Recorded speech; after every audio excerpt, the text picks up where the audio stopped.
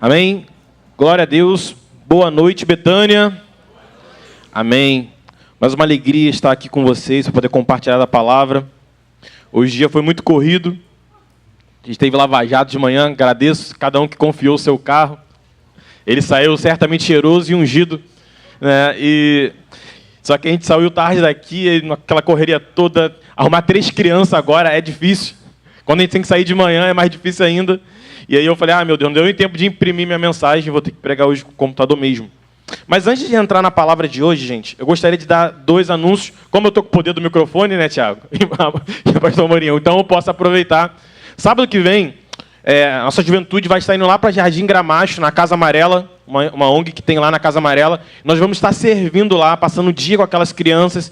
E durante essa semana, nós estamos nos últimos detalhes e a gente está precisando de ajuda, de doações de brinquedo, doações de água mesmo para levar lá, porque a água de lá não dá para a gente estar bebendo, certo? E também quem puder ajudar com oferta no Pix, nos ajuda muito, porque nós temos que comprar brinquedo, doce e de uma série de demandas que exige essa ação social lá em Gramacho, que nós realizamos todos os anos.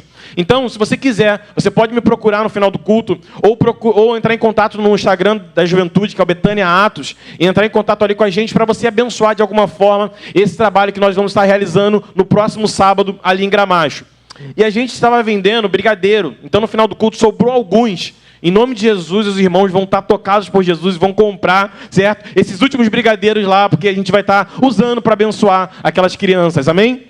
E o outro anúncio, também muito importante, dia 28, no outro sábado, nós teremos um culto aqui na igreja, aqui no templo principal, dia 28, às 7 horas da noite, é um culto de aniversário da Juventude Atos. E vai vir um pregador de fora, um jovem que Deus tem usado muito, não só aqui no Rio de Janeiro, mas fora, em todo o Brasil, com vídeos e mensagens que ele carrega na internet, o WJ, e Deus tem usado muito ele mesmo. E eu gostaria de convidar toda a igreja para estar presente, não apenas os jovens, sabe? Mas as mulheres, os homens, adolescentes, crianças, para estar aqui com a gente celebrando. Vai ser uma noite de festa, dia 28 de março. Você é o nosso convidado para estar aqui com a gente celebrando nesse dia. Amém? Então, dia 28 de março, eu gostaria muito de contar com toda a igreja aqui com a gente. Amém, gente? Glória a Deus. Quem está feliz aqui? Se você está feliz, dá um glória a Deus bem alto aí. Aleluia. Vamos partir então para a palavra de hoje. O tema da palavra é a procura da felicidade. Hoje eu gostaria de falar sobre felicidade. O tema felicidade, ele é discutido ao longo dos séculos. Nós temos filósofos, pensadores, e na própria Bíblia, muitos e muitos conteúdos a respeito da palavra felicidade. E já de antemão, eu gostaria de fazer pequenas perguntas para trazer reflexão para toda a igreja. O que para você é felicidade? O que é felicidade? Ou, será que eu sou feliz? Eu não sei você, mas às vezes eu me pego pensando, eu vou olhando para a minha vida, e eu me pergunto, será que eu sou feliz? Você já parou para pensar nisso em algum momento da sua vida? Com a vida que você tem hoje, com a família, talvez com as coisas que você acha que conquistou, será que você é feliz? Ou poderíamos fazer uma terceira pergunta: onde está a verdadeira felicidade? Com essa palavra eu gostaria de trazer uma grande reflexão aqui nessa noite. Porque o Espírito Santo ele tem falado muito ao meu coração sobre isso, me confrontando mesmo. E certamente o confronto ele sempre chega primeiro aqui, e depois ele recai sobre os ouvintes. Obviamente, esse título, A Procura da Felicidade, ele tem uma pequena ligação com um filme. Todo mundo acho que já viu o filme do Will Smith, A Procura da Felicidade. Quem já viu esse filme? Levante a mão aqui para eu ver. Olha lá, todo mundo que tem mais de 25 para cima, assim, 30 viu. O mais novo acho que não viu. Mas a grande maioria que viu, graças a Deus. Esse filme é um filme que tem uma história muito bonita. Não sei se você lembra, mas era aquele pai lutando para vencer na vida. E aí ele é despejado. E aí tem aquela cena emblemática ele no banheiro com o filho dele. E ele chorando, e o filho dele, sabe, pensando que era tudo uma brincadeira. Eu não sei se você lembra desse filme, Mas esse filme, cara, eu lembro que eu tava brincando com a Eduarda. Quando eu vi esse filme, eu fui ver a data. Foi em 2006. Estamos velhos. É verdade. E quando eu vi esse filme, marquei com todos os meus amigos lá da igreja. Eduarda, ainda na época, ela não era minha namorada nem nada, era minha amiga. E todos furaram. Eu fui sozinho pro cinema. E aí, eu cheguei e falei, caraca, todo mundo furou, eu não acredito nisso. Aí eu falei, quer saber? Eu vou ver o filme sozinho, não tô nem aí pra nada. E eu lembro que eu me emocionei muito com aquele filme. Sabe, foi um dia muito feliz. E aí a gente já começa uma pequena reflexão. A nossa felicidade, ela jamais pode estar presa ou configurada em cima da expectativa que a gente faz das pessoas. Aquele dia, naquela noite, foi uma noite de alegria para mim. Mesmo com os meus amigos furando comigo o cinema, eu fui feliz vendo aquele filme que falou muito comigo. Isso porque eu aprendo na vida que a nossa alegria e a nossa felicidade, ela não pode estar presa, atrelada a pessoas. Porque quando pessoas te frustram, você fica infeliz por culpa do outro e não dependendo de você. Então uma das coisas mais sagradas e raras que nós precisamos compreender, a sua felicidade, a sua alegria, ela não pode estar na dependência de alguém. Você tem que ser feliz por você. Você tem que ser feliz com a vida que você tem, como você é, como você vive, certo? Isso é sabedoria. Isso é a forma de viver de uma maneira saudável. E aí, a gente era tudo adolescente, 16 anos, eu saí do filme, e aí os caras de pau me ligam, Paulo Vitor, se encontra com a gente. Aí eu fui lanchar com eles. E quando comecei a contar do filme, e aí conversa vai, conversa vem, a gente ficou brincando e na resenha. Mas eu estou usando esse exemplo, obviamente, só para trazer um ensinamento, que é algo que eu aprendi na vida. Eu sempre olho para as pessoas, sabe, depositando confiança e amor, entregando o meu melhor, minha irmã. O meu papel com o meu próximo é eu entregar o meu melhor. Agora, se o meu próximo vai entregar o melhor dele para mim, é com ele. Agora, minha parte de entregar o meu melhor, eu vou, porque eu carrego algo especial na minha vida. Então, se o outro vai fazer algo para poder me machucar, para poder me ferir, para poder me violentar de alguma forma, em palavras ou em atitudes, isso não me afeta, porque eu estou dando o meu melhor para a vida. E se eu estou dando o meu melhor para a vida, eu não me frustro, porque eu estou dando o meu melhor, eu estou sendo alguém sincero, verdadeiro, justo, e sendo um servo de Deus em todos os locais por onde eu passo. Então, nas pessoas que eu encontro no caminho, se alguém age com infidelidade, com maldade, aquilo não me afeta, porque eu sei o que eu estou fazendo. Eu vivo uma vida plena, feliz, porque eu não dependo do outro para que eu seja feliz. Eu sou plenamente feliz, porque eu tenho um Deus que me cuida de mim, eu tenho um Deus que cuida da minha casa, eu tenho um Deus que cuida da minha família, eu tenho um Deus que não me decepciona, eu tenho um Deus que não me abandona, e eu tenho um Deus que é tão maravilhoso, que coloca pessoas tão maravilhosas para andar ao meu lado. Colocando uma família linda, colocando pessoas preciosas para andar comigo. Porque muitas das vezes nós olhamos para as pessoas que estão ao nosso redor e nós deixamos de olhar para a nossa vida. E você deixa de perceber as coisas incríveis que você tem na sua vida. As coisas incríveis que você tem na tua casa. E voltando para o filme, esse filme, ele traz uma mensagem linda. Esse filme, ele traz uma mensagem de superação, sabe? Ele traz uma mensagem de uma pessoa que venceu na vida e que conseguiu alcançar a felicidade. Só que, infelizmente, esse filme, apesar de uma mensagem tão bonita, ele retrata a felicidade de uma maneira como a felicidade não se manifesta. Como assim, Paulo Vitor? A felicidade, ela não se manifesta nas nossas conquistas. A felicidade, ela não se manifesta no nosso sucesso financeiro. A felicidade, ela não se conquista no nosso sucesso profissional. A felicidade, ela não se conquista na fama. A felicidade, ela não se conquista na ausência de problemas. O que nós precisamos compreender é que a verdadeira felicidade, ela não está atrelada a essas coisas. Quando eu vou escutar um pouco de filósofos, como Aristóteles, ele fala que um homem rico, mas sem virtude, ele pode ser alguém infeliz. Porque a felicidade para os filósofos e para os grandes pensadores do passado, mesmo para eles, não estavam nas suas posses, não estava naquilo que ele carregava nas coisas, mas estava nas virtudes que ele apresentava para o mundo. E é interessante que estamos hoje diante da geração que mais tem acesso a poder, a fama, a dinheiro, a tudo que o homem hoje pode idealizar como sendo uma pessoa feliz. E mesmo assim, somos a geração mais infeliz da história. Somos a geração com mais problemas emocionais, inseguranças. Estou mentindo?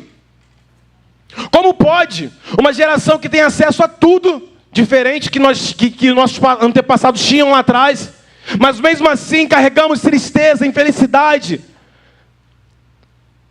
vivemos de uma maneira tão insegura? Porque nós precisamos compreender que o mundo hoje enxerga como felicidade, e muitas das vezes é o que nós estamos enxergando como felicidade, não é o que a Bíblia fala do que é felicidade realmente. O rei Salomão, filho de Davi, é uma das figuras, muito impactantes da Bíblia. Ele é muito conhecido por sua sabedoria, por sua riqueza, suas grandes realizações, o seu poderoso reinado. Mas Salomão, no livro de Eclesiastes, muitos apontam sendo as reflexões finais de sua vida. No livro de Eclesiastes, Salomão, ele inicia trazendo algumas coisas que ele aprendeu com a vida. Nós precisamos compreender que Salomão, ele foi alguém que experimentou de tudo que uma pessoa pode considerar como sucesso, tudo que uma pessoa pode compreender como felicidade, tudo que uma pessoa pode compreender de alguém realizado. Sabe por quê? Porque Salomão experimentou riquezas, Salomão experimentou a grande sabedoria, Salomão experimentou os prazeres e mais prazeres, Salomão experimentou o poder, Salomão experimentou a fama. Mas diante de todas essas coisas que os homens hoje se matam para ter, tudo isso Salomão teve, gente. Nós vemos hoje uma geração que se mata pelo dinheiro. O pai trabalha para ter mais dinheiro, e mais dinheiro, e mais dinheiro. E ele acha que comprando um iPhone para o filho dele, adolescente, vai trazer alegria e amor naquela família. E eu te digo, o teu filho não precisa de um iPhone novo. O teu filho precisa que você o abrace e o ame todos os dias. O maior presente não é financeiro. O maior presente é a presença. É estar do lado. É passar pelas fases. Eu trabalho muito. Mas a minha alegria é que semana passada, 10 e pouca da noite, minha filha tinha ido dormir, ela volta quase gritando, acordando as outras crianças. Eu falei, o que foi, Zoe? Meu dente caiu, pai. Sabe? Minha alegria é chegar às 9 e pouca, cansado do trabalho, Leandro, e ajudar, e eu conseguir ensinar minha filha a andar de bicicleta sem rodinha. Não foi o fulano da rua, não foi a Albert, foi eu, o pai dela. Só que eu vejo pessoas hoje se perdendo pelas conquistas, pelas riquezas. Só que nós precisamos aprender com quem teve. E uma pessoa que teve tudo isso foi Salomão. A palavra diz em Eclesiastes, capítulo 1, versículo 2. E Salomão diz o seguinte: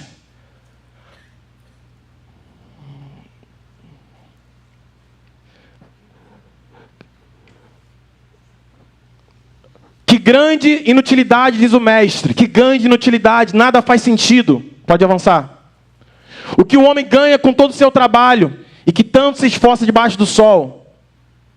Gerações vêm, gerações vão, mas a terra permanece para sempre. Deixa eu voltar aqui rapidinho.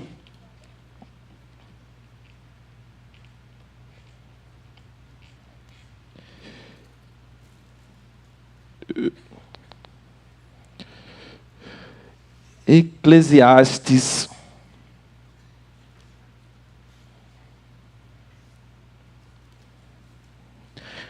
Capítulo 1, painel.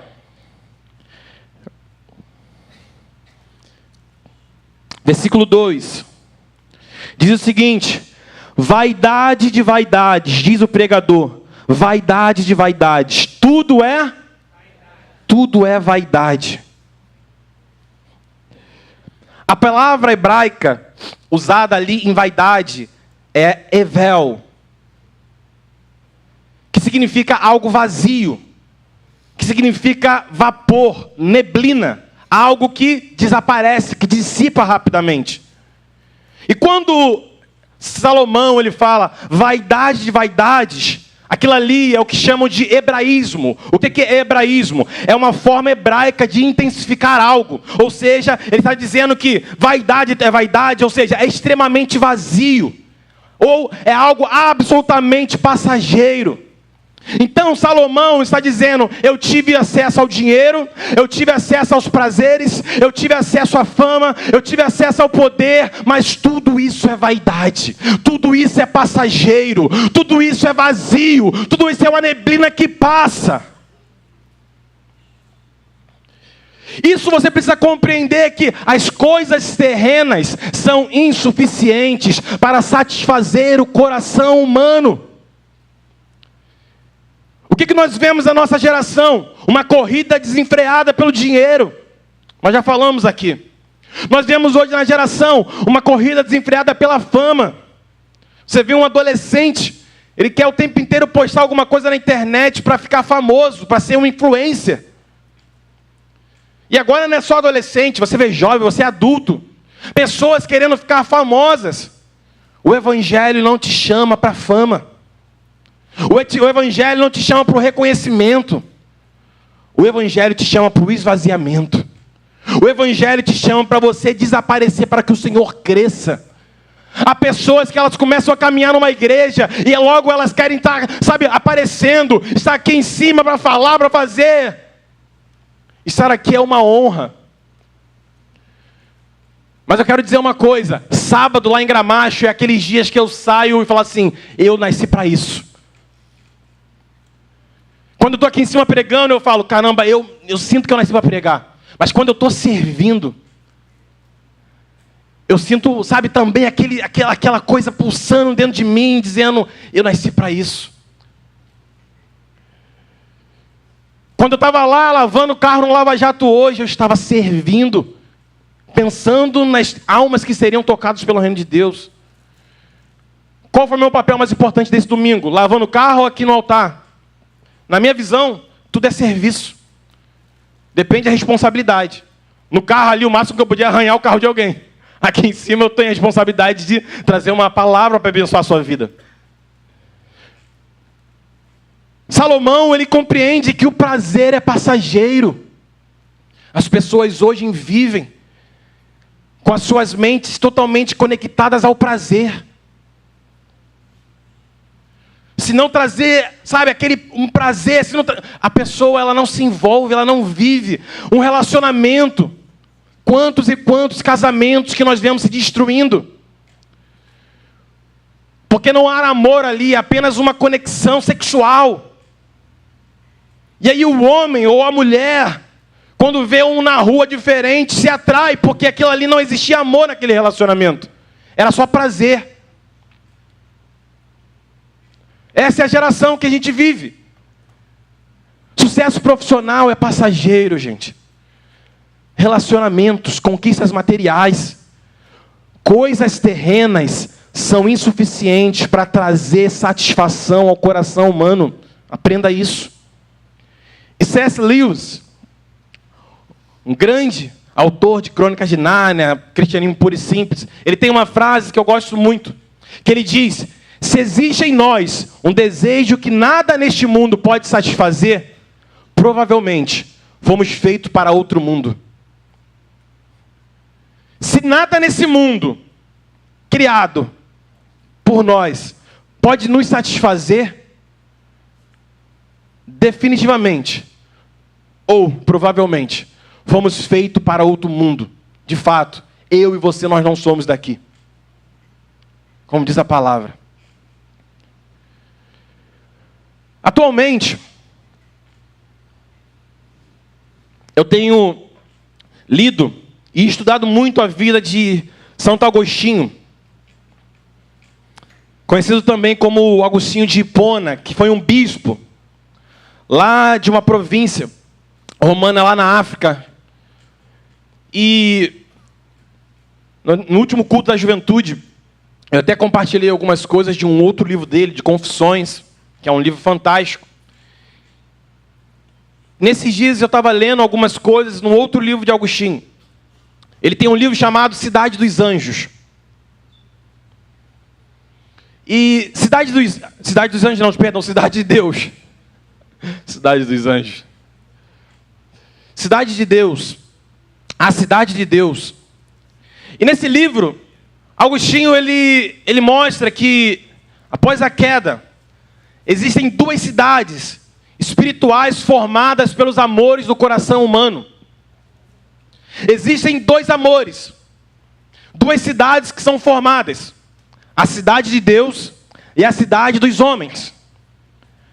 A cidade de Deus é formada pelo amor que se volta para o alto. A cidade dos homens é o amor que se volta para si. Então, vamos recapitular. Existem duas cidades espiritualmente formadas. A primeira cidade é a cidade de Deus. A cidade de Deus é formada por aqueles que amam a Deus. O amam acima de todas as coisas, até mesmo ao ponto de renunciar a si mesmo por Ele. E a cidade dos homens é formada por aqueles que se amam desordenadamente, ao ponto de desprezarem Deus em favor do seu próprio ego. Ou seja, você, eu, estamos formando ou participando de uma dessas duas cidades. Ou você está dentro dessa cidade de Deus, uma pessoa que ama a Deus acima de todas as coisas e que vive em prol dele, debaixo da vontade dele. Ou você vive na cidade dos homens, que vive no amor próprio, amantes de si mesmo, uma vida egoísta e completamente pensando em si. Só que qual o problema de tudo, e é onde nós nos conectamos a respeito da palavra felicidade? A felicidade do ser humano, como nós já falamos, não está em bens, poder, fama, porque essas coisas passam. Somente em Deus nós encontramos a paz, somente em Deus encontramos alegria, somente em Deus encontramos esperança. E isso só nós encontramos na cidade de Deus. No fim, na cidade dos homens, haverá destruição. Mas na cidade de Deus, viveremos na eternidade e seremos plenamente felizes.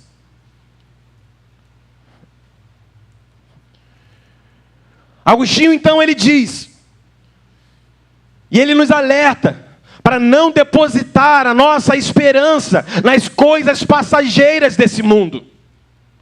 E no próprio livro ele diz, nós não podemos colocar a nossa esperança em governos.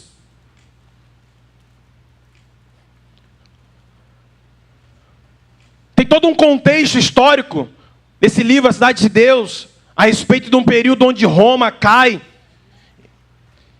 E eles começam a querer acusar a religião do cristianismo, que foi o que enfraqueceu Roma. E aí Agostinho, ele começa a escrever esse livro numa resposta e numa defesa da fé cristã, e mostrando que eles estavam distantes de Deus, e eles mostrando que as fraquezas que ele sobreveio sobre Roma não foi por causa do cristianismo.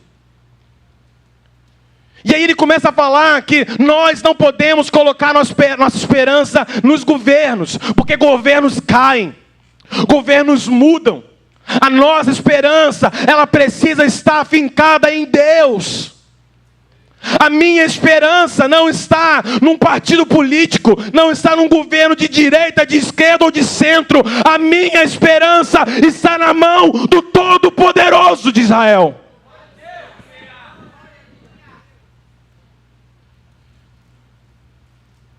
As pessoas hoje, elas colocam a esperança delas em governos.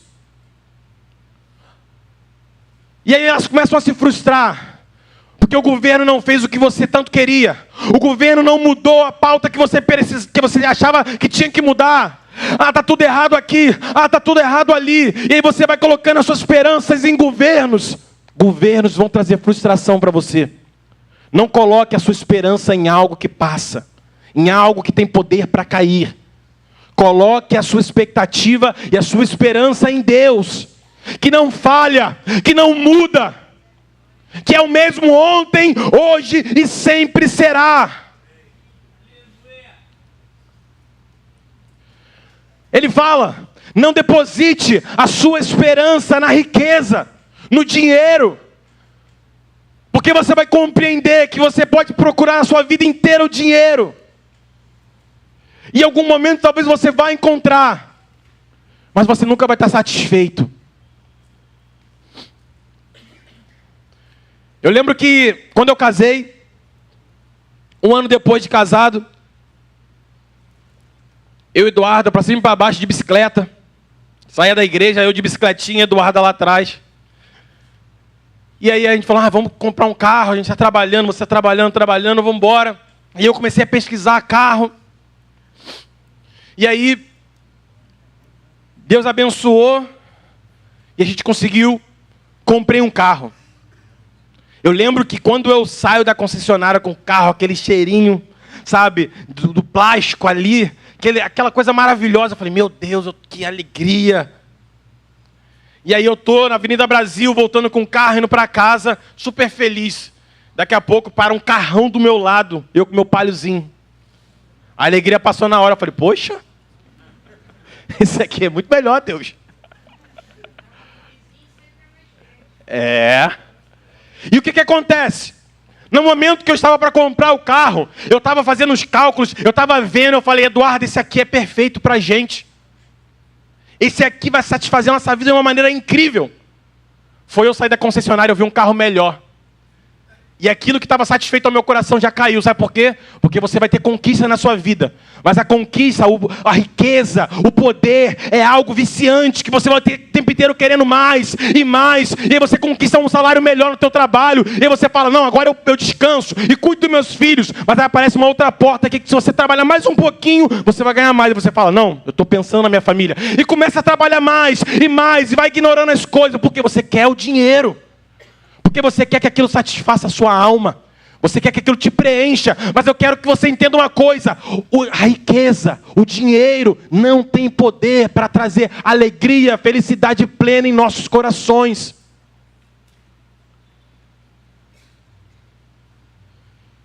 A verdadeira segurança e paz só vem de Deus. Você consegue compreender isso? A verdadeira segurança não está nos governos. A verdadeira segurança não está, sabe, no quão bom você é profissionalmente. Não, a verdadeira segurança está em Deus. A verdadeira paz não está nos homens. A verdadeira paz não está, a verdadeira paz está em Deus. E aí, Agostinho, ele fala que o problema da humanidade não é apenas esses problemas políticos, esses problemas que nós enxergamos na vida. O problema principal da humanidade é moral e espiritual. Abra sua Bíblia, por favor, em 2 Timóteo, capítulo 3, do versículo 1 ao 5. 2 Timóteo, capítulo 3, do versículo 1 ao 5.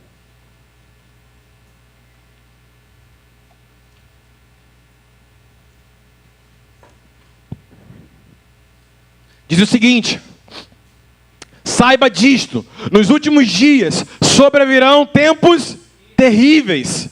Os homens serão egoístas, em outras versões, amantes de si mesmo, avarentos, presunçosos, arrogantes, blasfemos, desobedientes aos pais, ingratos, ímpios, sem amor pela família, irreconciliáveis, caluniadores, sem domínio próprio, cruéis, inimigo do bem, traidores, precipitados, soberbos, mais amantes dos prazeres do que amigos de Deus, tendo aparência de piedade, muitos que se parecem que são bons, muitos que parecem que são justos, muitos que parecem que são pessoas de verdade, mas são falsos, mas negando o seu poder.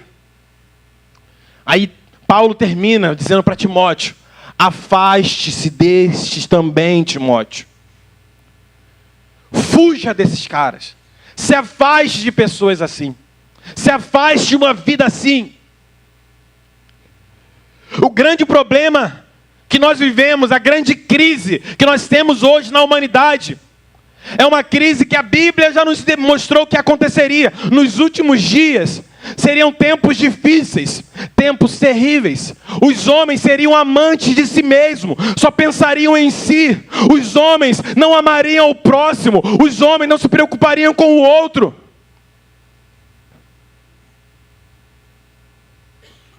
Eu não quero falar aqui de política, mas nós estamos vivendo guerras acontecendo ao redor do mundo.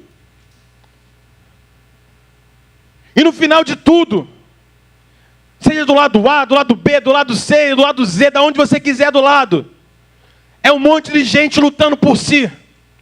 É um monte de gente lutando pelo seu próprio governo, pelo seu próprio império.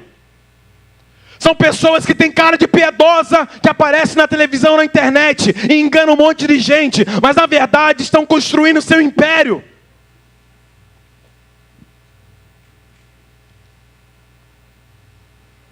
O problema de hoje que nós temos, a maldade que nós vemos no mundo, é porque os homens estão sendo completamente egoístas em seus desejos, vivendo pelos seus prazeres. Nós vemos uma geração imoral. Nós vemos uma geração infiel. Você viu pessoas que não amam a família. Pessoas que desobedecem os pais, desonram os pais.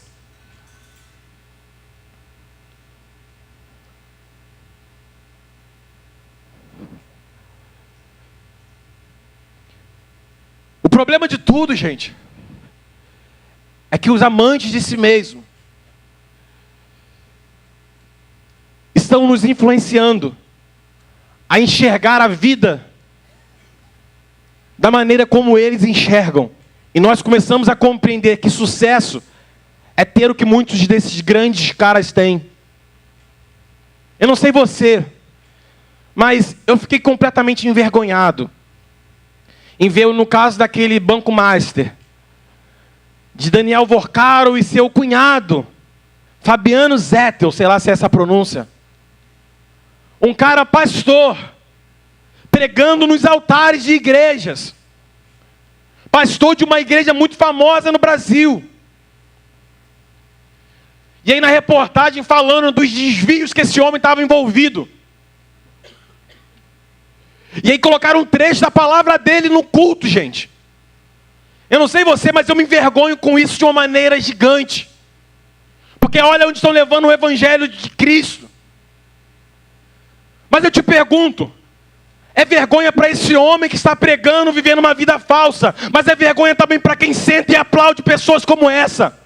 E acha que um pastor, porque ostenta um jato, um carro, é alguém bem sucedido. O grande problema que é o evangelho dos amantes de si mesmo, pregando para os amantes de si mesmo sentados numa igreja. E aí não há confronto, há conforto. Você não acha estranho? Um pastor roubando, desviando, penalizando pessoas e tendo a frieza de estar diante de um altar pregando a palavra.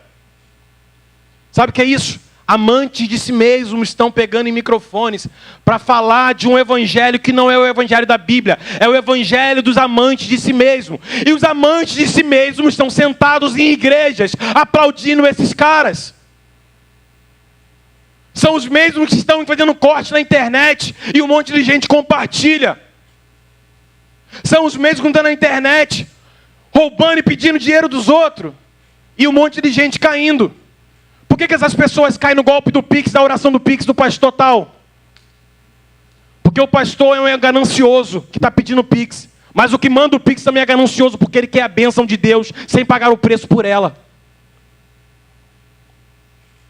Você entende? É o evangelho do amante de si mesmo que prega, do evangelho do amante de si mesmo que recebe. E nós, no final de tudo, estamos compreendendo a felicidade como algo que a gente conquista, algo que a gente precisa ter fama, algo que a gente precisa ter posses. Mas isso não é felicidade.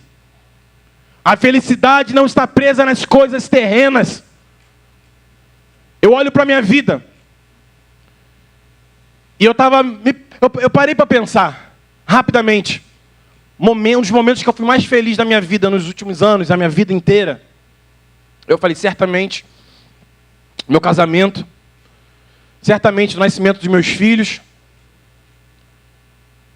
Interessante que no meu casamento, eu sei que a festa hoje em dia está mais cara ainda, mas o que me faz as lembranças não é a comida, eu nem comi direito.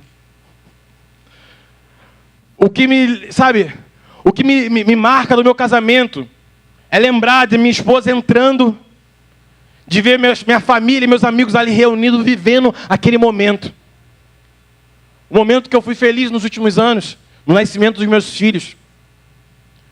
Não posso negar, um momento que eu fui muito feliz.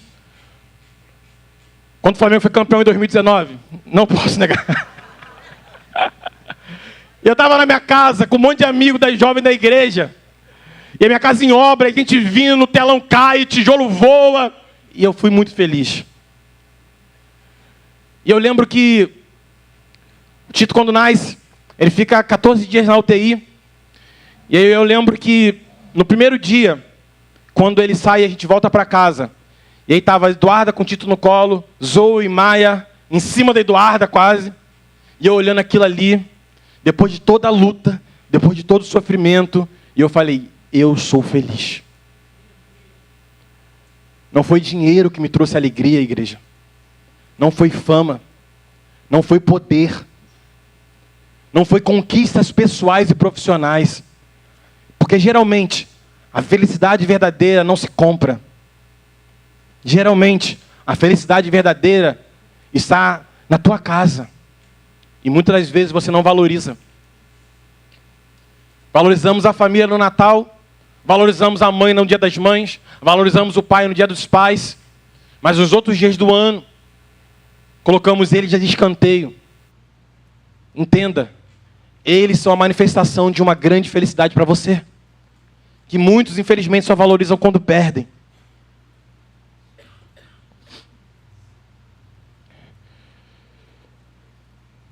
Salomão, no final do livro de Eclesiastes, ele vai falando algumas coisas. Em Eclesiastes, capítulo 12, versículo 13.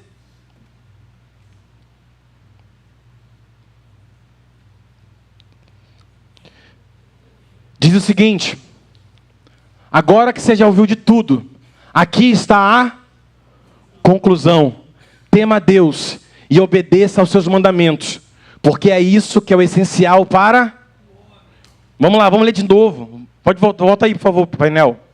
Agora que você já ouviu de tudo, você já ouviu que tudo é vaidade, tudo é passageiro, você já ouviu que riqueza, poder, fama, prazeres carnais, conquistas pessoais, profissionais, nada disso te satisfaz por inteiro. Tudo isso é passageiro, tudo isso é vapor que passa. E aí ele diz, aqui está a conclusão do homem que a Bíblia diz com tamanha sabedoria. Tema a Deus e obedeça aos seus mandamentos, porque isso é o essencial para o homem. Isso não é algo opcional. Isso não é algo que você, hoje eu faço. Não. É o essencial para o homem. Você consegue compreender como Deus está falando contigo nessa noite? Porque nós precisamos aprender aquilo que é importante, aquilo que é essencial. Você precisa aprender a valorizar a tua família, a valorizar os seus filhos, a valorizar os seus pais. A vida passa como um sopro. E você vai vivendo. E aí quando você olha para trás, você fala, eu perdi muito tempo com isso. Eu perdi muito tempo com aquilo. Valorize o que Deus te deu hoje. Ame a Deus, tema a Deus. Viva uma vida debaixo dos mandamentos de Deus, não dos mandamentos dos homens. Viva uma vida na cidade de Deus, onde você ama a Deus acima de todas as coisas. Mas Paulo Vitor, a minha vontade, Deus está acima da minha vontade. Mas Paulo Vitor, Deus está acima de todas as coisas. E quando Deus está acima de todas as coisas, sabe o que acontece? Não é uma questão onde simplesmente Deus está lá no topo e eu abandono tudo. Não, é simplesmente algo de Deus coloca no topo e Ele organiza todas as coisas embaixo. Buscai primeiro o reino e todas as coisas vos serão acrescentadas. Porque quando eu busco primeiro o reino, quando eu coloco Deus em primeiro lugar, Ele vai colocando a minha família aqui depois de Deus. Porque Deus, Ele me inspira a compreender que eu preciso ser um bom pai, eu preciso ser um bom marido, eu preciso ser um bom filho. E aí Deus vai me mostrando que eu preciso ser um bom profissional no meu trabalho, no meu ambiente de trabalho, dar um bom testemunho. Eu preciso ser um bom crente, ou uma pessoa que serve na igreja, uma pessoa que oferta na igreja, uma pessoa que cuida do próximo. Eu vou organizando todas as coisas, porque Deus, Ele é o essencial, Ele é o principal, e todas as outras coisas vão sendo acrescentadas, quando eu compreendo isso.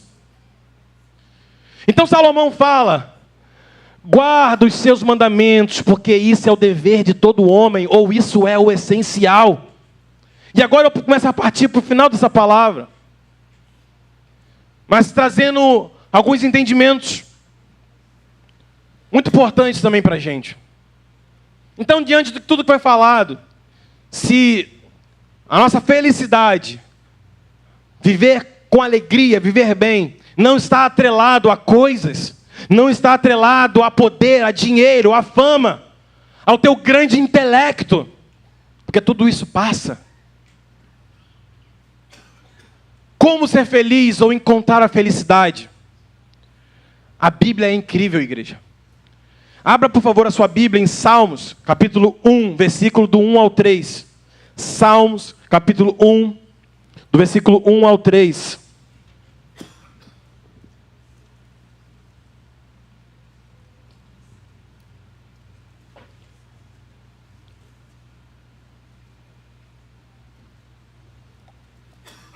Amém? Diz o seguinte: bem-aventurado o homem que não anda no conselho dos ímpios, não se detém no caminho dos pecadores, nem se assenta na roda dos escarnecedores. Antes, o seu prazer está na lei do Senhor, e na sua lei medita dia e de noite. E aí o versículo 3 é algo muito poderoso. Ele é como árvore plantada junto à corrente de águas, que no devido tempo dá o seu fruto, e cuja folhagem não cai, não murcha, e tudo quanto ele faz será bem-sucedido, próspero.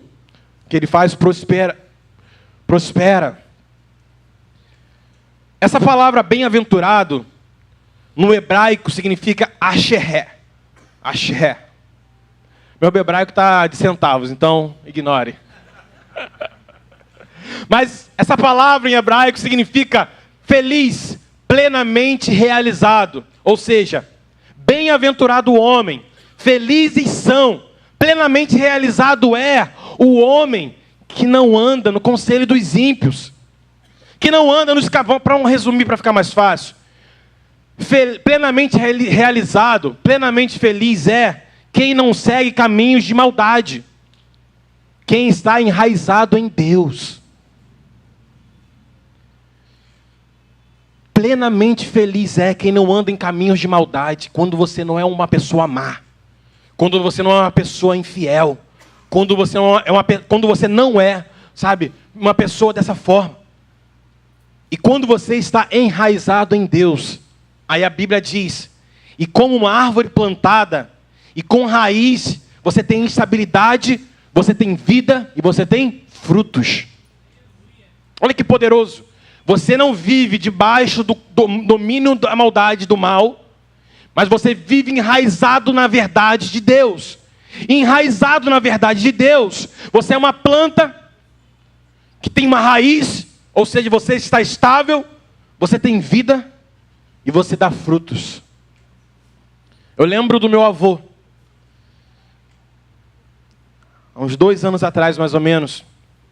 A minha avó tinha acabado de falecer, a avó Isabel, e foi muito, sabe, tudo muito triste, como esses momentos são. E aí eu lembro que marcou a família toda de almoçar, né? Vamos almoçar junto, para ficar junto como família. E aí, meu avô estava no quarto, eu cheguei, sentei. Aí meu avô sentou do meu lado. Aí eu fiquei parado, quieto. Não tinha o que falar. Você sabe que nesse momento a gente não tem muito o que falar. E aí o meu avô, ele chega e ele fala para mim assim: sou muito grato a Deus por todos esses anos que eu vivi ao lado da sua avó. Eu fui muito feliz com ela. E continuo sendo feliz pelos frutos que a minha união com sua avó deixou. Olha aqui vocês, meus netos, e agora meus bisnetos. Meu avô sempre trabalhou como porteiro de prédio. Minha avó trabalhava como doméstica, depois virou dona de casa, analfabeta. Mas 2 pessoas que sempre me inspiraram muito a ser pessoas felizes e prósperas. Mesmo com toda a dificuldade, todo mês meus avós, eles estavam ajudando pessoas na rua. Vinha gente lá para bater na porta, eles davam um saco de comida. Eu pensava, meu Deus do céu, meu avô, minha vida é super difícil, minha avó também. Mas eles eram plenamente felizes, plenamente prósperos, plenamente abençoados por Deus. E diante de uma perda tão grande, um casamento de mais de 50 anos, ele estava ali glorificando a Deus, pela bondade de Deus de ter feito ele viver mais de 50 anos ao lado da minha avó. E ele continuou glorificando por todos os frutos que esse casamento deu para ele. Ontem a gente estava lá em casa, os bisnetos tudo fazendo uma bagunça lá em casa, e meu avô rindo à toa. Ser alguém feliz e plenamente satisfeito em Deus não vai te isentar das dores da vida. Não vai te isentar das perdas. Mas nós compreendemos que Deus é bom. Deus é fiel. Ele continua cuidando de cada um de nós. Ele não nos abandona. E mesmo nos momentos de dor, a bondade dele nos alcança. A bondade dele nos consola. E nele, nós conseguimos ser felizes e plenos. Quando eu olhei esse texto, eu lembrei exatamente do meu avô. Uma árvore plantada no Evangelho e amante do Senhor. Enraizado. Que gerou frutos. E que o vento veio, mas ele permaneceu de pé. Porque Deus é com ele. Assim como Deus é contigo também, meu irmão. Eu quero fechar essa mensagem falando de outras bem-aventuranças aqui, e eu não vou entrar porque eu não tenho mais tempo. Mas Mateus, capítulo 5, nós temos no Sermão da Montanha, nos primeiros versículos, Jesus ele começa a falar sobre as bem-aventuranças. E ele vai falando. Lembra que eu falei? Bem-aventurado significa feliz, plenamente realizado. Tem outras versões que não falam bem-aventurado, mas fala felizes são. E aí Jesus vai falando, bem-aventurado quem é humilde de espírito. Feliz é a pessoa que é humilde de espírito. Que ela não é soberba, que ela não é orgulhosa, que ela reconhece que ela depende de Deus. Que você não fica, baseado na sua vida, no seu intelecto, no seu poder, no teu dinheiro. Feliz é quem é humilde de espírito. Quem reconhece que precisa de Deus. Eu preciso de Deus. Você precisa de Deus. Jesus ele fala, bem-aventurado é quem chora, quem se arrepende, quem sente a dor do pecado, que se compadece do próximo. Eu olho vídeos da guerra, eu olho vídeos na guerra lá em Israel, na Palestina, na guerra nas favelas, e meu irmão, não tem como não chorar. Não tem como não chorar quando você vê o pai que teve a filha baleada. Quando isso começa a passar e você não consegue mais olhar e perceber que está errado, tem um problema aí, gente. Bem-aventurado quem é manso. As pessoas hoje elas querem se orgulhar. Não, eu pisou aqui, ó, eu rodo a baiana mesmo. Eu já vi crente falando, meu santo não bateu com dela, meu Deus. Como? A Bíblia diz, bem-aventurado os mansos. A palavra diz, bem-aventurado quem tem fome e sede de justiça. Aqueles que veem a injustiça que estão acontecendo aí no mundo e não desistem. Nós levantamos bandeiras. E é por isso que nós fazemos o que fazemos em Betânia. Nós vemos a nossa ONG. Nós vemos os trabalhos do Pop Rua. Nós vemos os trabalhos de missões. Porque quando há injustiça, eu não espero o governo. Eu espero que homens e mulheres de Deus se levantem para fazer a diferença. Porque bem-aventurado quem tem fome e sede de justiça.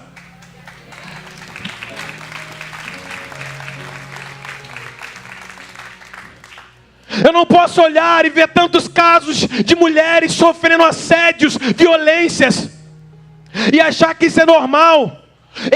Você homem, precisa se levantar contra isso e combater. Isso não é normal.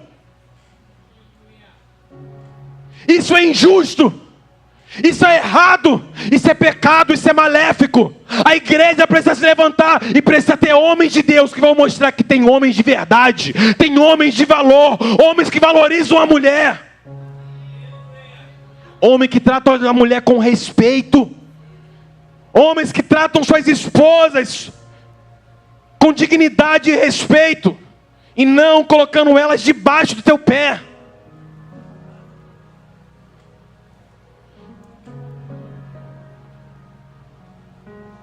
Bem-aventurado quem tem fome e sede de justiça. Eu não posso ver um adolescente entrando no tráfico e achar que isso é normal. Eu não posso ver uma menina de 8 anos sendo baleada e achar que isso é normal, e não chorar, e não sofrer, e não falar, Deus tem misericórdia. Eu me levanto para tentar fazer alguma coisa, fazer a diferença. Quando você vive uma vida de uma maneira indiferente, sem se importar com essas coisas, você vive uma vida infeliz. Mas bem-aventurado os que têm fome e sede de justiça. Porque Jesus virá com a justiça dele. E Jesus certamente te usará para fazer a diferença no mundo no qual você está inserido.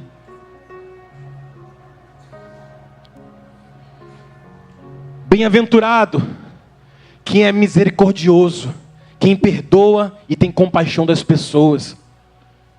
Não viva uma vida de rancor. Mas Paulo Vitor, fulano me fez mal, a Beltrana me machucou. Não viva uma vida com rancor, perdoe. Mas fulano te traiu, perdoe. Porque quando você vive uma vida de rancor, eu sempre aprendi que quem vive com rancor é a pessoa que pega um copo, coloca veneno e ela mesmo bebe, pensando que o outro que vai morrer. Não viva uma vida de rancor porque pessoas te fizeram mal. Pessoas falaram de você. A sua identidade não está firmada no que as pessoas falam, está firmada em Deus. A sua vida não está firmada no que as pessoas fazem. A sua vida está firmada no teu Deus. Então perdoe. Mas o fulano me machucou, perdoe. Bem-aventurado, feliz é quem perdoa. Feliz é quem tem misericórdia. Bem-aventurado quem promove a paz. Você tem que chegar na tua família e trazer paz, não guerra. Bem-aventurado quem luta pela paz e não pela guerra. E eu vou ficar aqui no último, eu não tenho mais tempo. Bem-aventurado quem é perseguido por causa da justiça, quem permanece fiel a Deus mesmo sofrendo. Bem-aventurado ele é.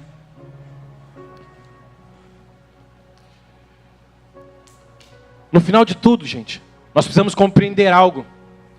Existe um filósofo matemático chamado Blaise Pascal, e ele diz uma frase que eu sempre repito ela: há no coração do homem um vazio em forma de Deus, que não pode ser preenchido por coisa nenhuma criada, mas somente por Deus, o Criador.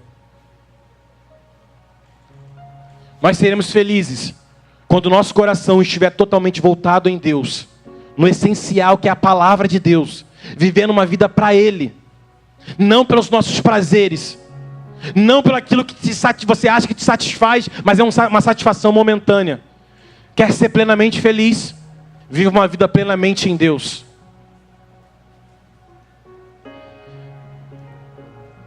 Salmos capítulo 34, versículo 4 e 5, o louvor já pode subir.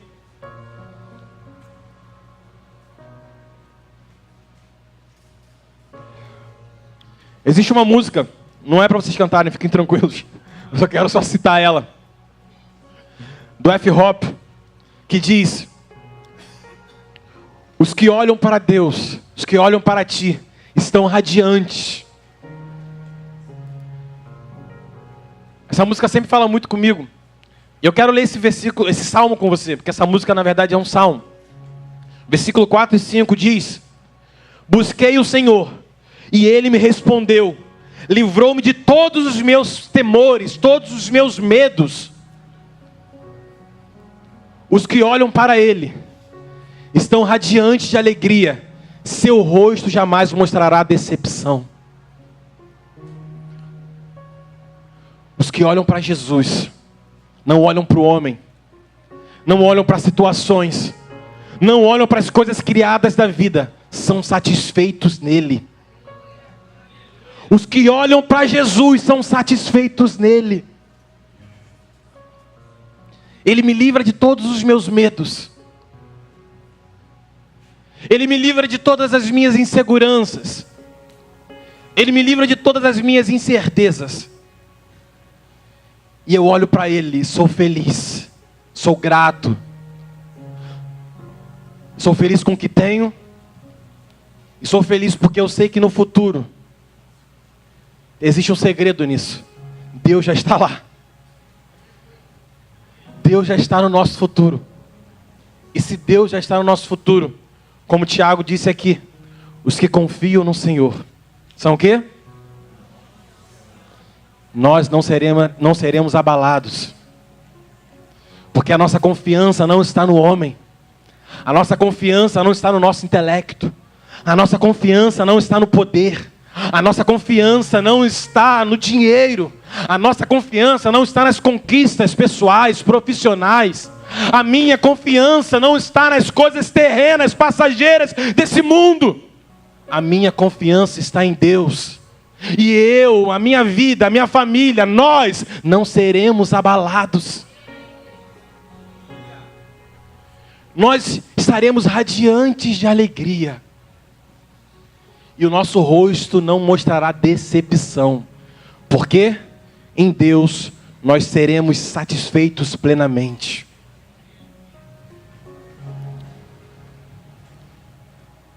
Gostaria que você fechasse seus olhos.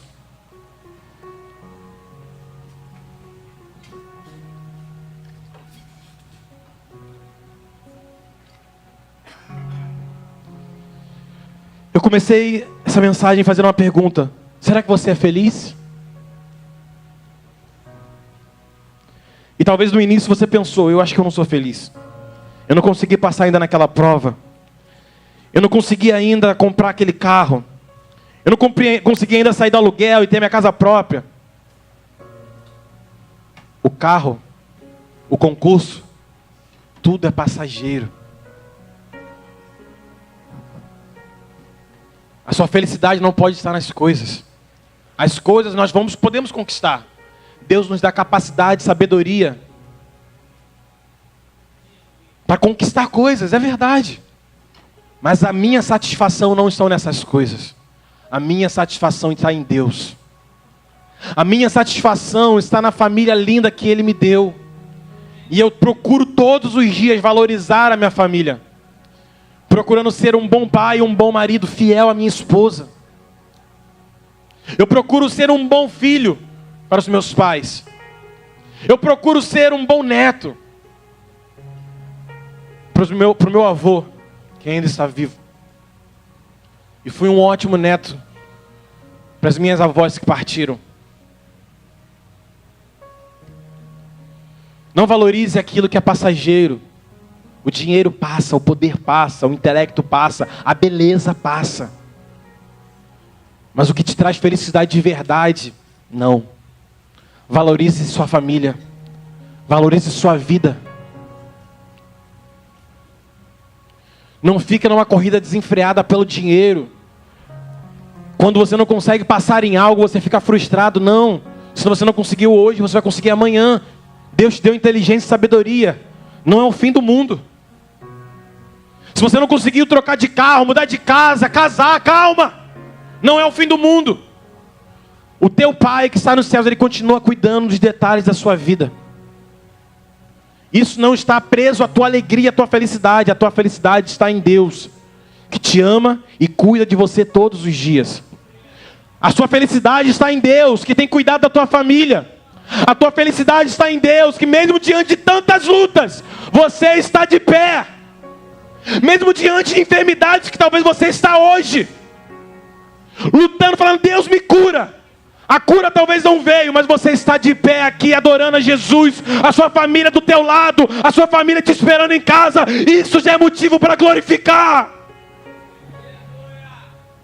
Nós precisamos ressignificar o que é felicidade. A felicidade não pode ser a dos amantes mesmo, a felicidade do mundo. Nós precisamos viver uma felicidade bíblica, a felicidade verdadeira.